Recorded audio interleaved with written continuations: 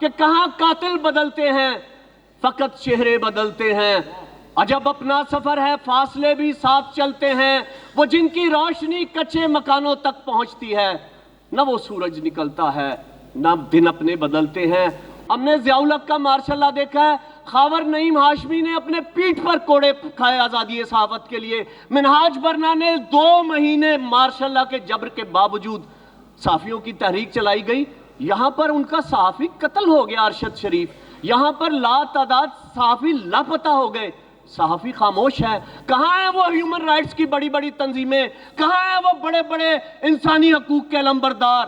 3 سال سے صرف ایک چراغ جل رہا ہے۔ زندگی اتنی بھی نعمت تو نہیں جس کے لیے عہد کم ظرف کی ہر بات گوارا کر لیں۔ زندگی اتنی بھی نعمت تو نہیں جس کے لیے عہد کم ظرف کی ہر بات گوارا کر لیں، دبا سکو تو صدا دبا دو، بجھا سکو تو دیا بجھا دو، دبا سکو تو صدا دبا دو، بجھا سکو تو دیا بجھا دو، دیا بجھے گیا تو سحر ہوگی، صدا دبے گی تو حشر ہوگا۔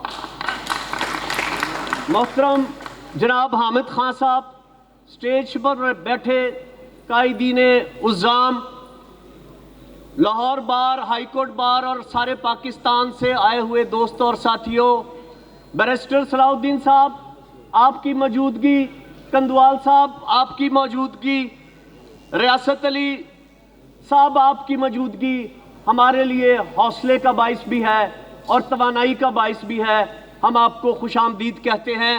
میں تحسین پیش کرتا ہوں ہائی کورٹ بار ایسوسی ایشن کو، میں مبارک دیتا ہوں لاہور بار ایسوسی ایشن کو کہ 3 سال سے جو یہ اندیکھا ماشاءاللہ ہے، صدا کا قحط ہے، چپ کی وبا ہے، جبر ہے، ظلم ہے، قہر ہے، لوگوں کی آہیں ہیں، چیخیں ہیں، آپ نے اس ظلم اور جبر کے دور میں یہ اجلاس بلایا، اسے کامیاب کیا، میں آپ کو مبارکباد دیتا ہوں۔ دوستوں اور ساتھیوں، یہ پاکستان ایک جمہوری جد و جہد کے نتیجے میں معرض وجود میں آیا، نہ کوئی فوج کشی ہوئی، ایک جمہوری جد و جہد، جمہوری قائد اعظم کی قیادت میں یہ پاکستان وجود میں آیا، لیکن اس کے بعد کیا ہوا؟ دوستوں اور ساتھیوں، civil supremacy, rule of law, constitution کا جو سفر شروع ہوا، حامد خان صاحب ہمارا سفر ایسا ہے کہ سفر کرتے ہیں تو فاصلے بھی ساتھ چلتے جاتے ہیں، نہ سفر ختم ہوتا ہے نہ فاصلے ختم ہوتے ہیں۔ یہ سفر شروع ہوا اس وقت جب بانی پاکستان کی گاڑی کراچی کی سڑکوں پر 2 گھنٹے خراب پڑی رہی اور قائد اعظم اس دنیا سے چلے گئے۔ یہ سفر اس وقت شروع ہوا جب لیاقت علی خان کو لیاقت باغ میں گولیوں کا نشانہ بنا دیا گیا اور قاتل کو بھی ان گولیوں سے مار دیا گیا اور آج تک پتہ نہیں لگا۔ اس سفر کا آغاز ہوا جب محترمہ فاطمہ جناح جو قائد محترم کی بہن تھی، انہیں غسل دیا گیا تو ان کی لاش پر تشدد کے نشان تھے۔ یہ جمہوریت کا اور سول سپرمیسی کا سفر اس وقت شروع ہوا جب ہمارے ملک کو بے آئین کر دیا گیا۔ اس سفر کے دوران ملک بے آئین رہا، ہم نے اس سفر کے لیے پھانسیوں کے پھندے چوم لیے، ہم نے کوڑے کھا لیے، ہم نے اپنے گھر مسمار کر لیے۔ اس سفر کے دوران یا ایوب خان اپنا شیخ مجیب الرحمان جیت گیا، لیکن اسے اقتدار نہیں دیا گیا، ملک توڑوا دیا گیا۔ لیکن دوستو، سفر ہے کہ ختم ہونے میں نہیں آ رہا۔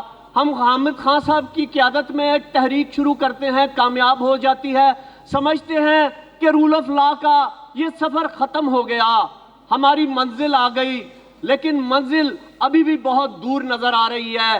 جیسے کہ حبیب جالب نے کہا کہ کہاں قاتل بدلتے ہیں فقط چہرے بدلتے ہیں، عجب اپنا سفر ہے فاصلے بھی ساتھ چلتے ہیں، وہ جن کی روشنی کچے مکانوں تک پہنچتی ہے، نہ وہ سورج نکلتا ہے نہ دن اپنے بدلتے ہیں۔ ایک قائد محترم، میں یہاں ایک کنفیس کرنا چاہتا ہوں اپنی ذات کے حوالے سے کہ میں یہ سمجھتا تھا 2023 تک کہ شعور کا سفر، جمہوریت کا سفر، آزادی کا سفر، لوگ آزاد ہو چکے ہیں، اب ہمارا رستہ کوئی نہیں روک سکتا۔ لیکن میں حیران ہوں کہ جب یہ اندیکھا مارشل لا آیا تو سب خاموش ہو گئے، کوئی صحافی نہیں بولا۔ ہم نے ضیاء الحق کا مارشل لا دیکھا ہے، خاور نعیم ہاشمی نے اپنے پیٹھ پر کوڑے کھائے آزادی صحافت کے لیے، منہاج برنا نے 2 مہینے مارشل لا کے جبر کے باوجود صحافیوں کی تحریک چلائی گئی۔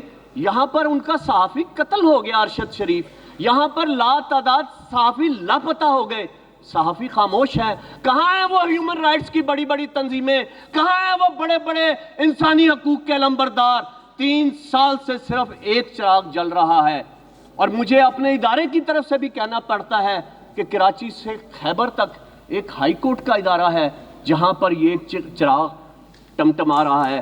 میری بات لمبی ہو گئی، لیکن ایک بات میں ضرور کہوں گا کہ کل حامد خان صاحب نے ایک بات کہی، اور وہ بات میں کہتا ہوں کہ نچوڑ ہے۔ پہلے یہ ہوتا تھا، حامد خان صاحب نے فرمایا کہ پہلے یہ ہوتا تھا کہ جو بار ایسوسی ایشن میں لوگ مارشل لا کے حامی بھی ہوتے تھے لیکن جرت نہیں ہوتی تھی کسی کو کہ وہ سامنے آ جائے۔ اب ہمارے ہی ادارے میں ایسے لوگ آ گئے ہیں، طاقت آپ سے لیتے ہیں، ووٹ آپ سے لیتے ہیں، عزت آپ سے لیتے ہیں، لیکن ان کے سہولت کار بن چکے ہیں، ان کے مشیر بن چکے ہیں، اور ان کے بغیر یہ 26ویں ترمیم اور جو یہ آئین کا حال ہو رہا ہے، جو ہمارے اداروں کا حال ہو رہا ہے، ان کے بغیر نہیں ہو سکتا۔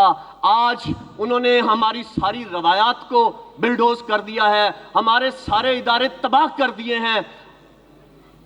سلمان منصور صدیقی کو دیکھیں، کبھی ایسا ہوا تھا؟ ہمارے 2 نائب صدر جیتے ہوئے ہیں، کبھی ایسا ہوا تھا کہ ان کے الیکشن بدل دیے گئے؟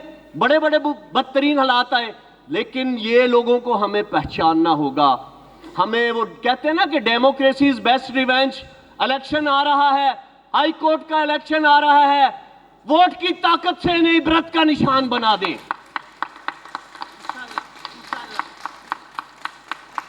آخر میں ایک پیغام کے ساتھ کہ بیٹھے بیٹھے کفِ افسوس نہ ملتے رہنا، بیٹھے بیٹھے کفِ افسوس نہ ملتے رہنا، جبر کی آگ میں اب اور نہ جلتے رہنا، پاؤں جھڑ جائیں تو آنکھوں میں مسافت رکھنا، پاؤں جھڑ جائیں تو آنکھوں میں مسافت رکھنا، فاصلے ختم بھی ہو جائیں تو چلتے رہنا۔